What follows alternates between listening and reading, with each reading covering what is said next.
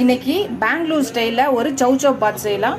பெங்களூரில் இருக்கவங்களுக்குலாம் இது தெரியும், இது ரொம்ப ஃபேமஸ்ன்னு. இதை எப்படி செய்யலான்னு பார்க்கலாம் வாங்க.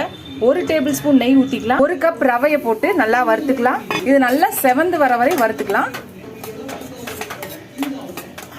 இது வறுத்தாச்சு. இது ஒரு இதில் எடுத்து வச்சிடலாம். இப்போ இந்த பேனில் 2 டேபிள் ஸ்பூன் எண்ணெயும் 1 டேபிள் ஸ்பூன் நெய்யும் போட்டுக்கலாம். இப்போ கடுகு போட்டுக்கலாம். உளுந்து ஒரு அரை ஸ்பூன், கடலைப்பருப்பு 1 ஸ்பூன், சீரகம் 1 ஸ்பூன், 2 காஞ்ச மிளகாய், இப்போ துருவின இஞ்சி கொஞ்சம், ஒரு பொடியாக நறுக்கின வெங்காயம், 2 பச்சை மிளகாய்,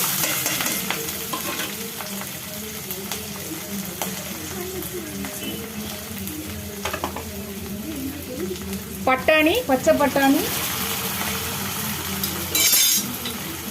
இப்போ இதை நல்லா வதக்கிக்கலாம்.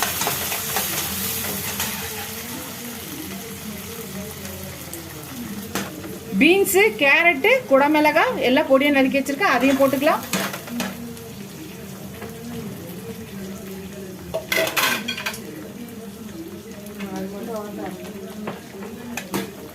இப்போ இதை வதக்கிக்கலாம்.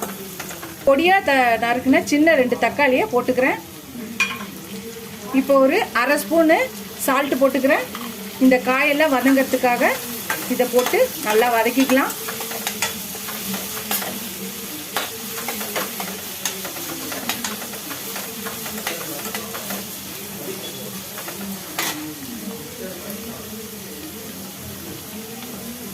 இப்போ ஒரு 1/4 ஸ்பூன் மஞ்சள் போட்டுக்கலாம். இதையும் சேர்த்து நல்லா வதக்கிக்கலாம். ஒரு 2 நிமிஷம் இந்த காய் நல்லா வேகட்டும். ஃப்ரெண்ட்ஸ், 2 நிமிஷம் வெந்துருச்சு. இப்போ இதை எடுத்து ஓப்பன் பண்ணிடலாம். இப்போ 1 ஸ்பூன் வாங்கி பாத் மசாலா பவுடர் போட்டுக்கிறேன்.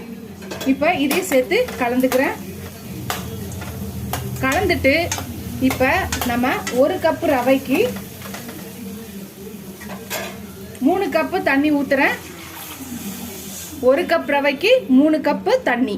இப்போ அரை ஸ்பூன் உப்பு போட்டுக்கலாம். முதல்ல ஒரு அரை ஸ்பூன் வந்து காய்க்காக போட்டோம்.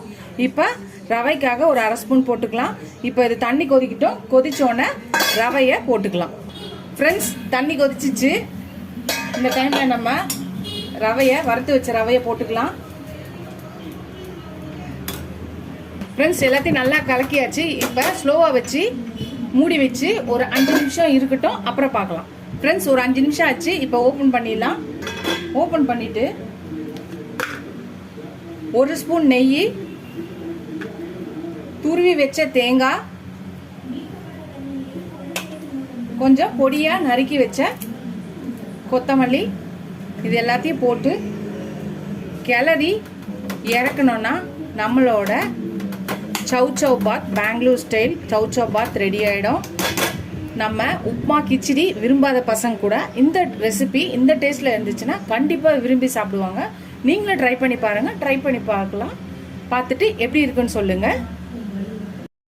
இந்த சௌ பாத்தில் முந்திரி போட மறந்துட்டேன் நான், அதனால் லாஸ்ட்டில் போடுறேன். இது மாதிரி போட்டாலும் நல்லா தான் இருக்கும். இது மாதிரி போட்டு ஒரு கிளறி நம்ம இறக்கிடலாம். நம்ம கடுகு இதெல்லாம் தாளிக்கும் போதே நம்ம முந்திரி போட்டு தாளிச்சிடலாம்.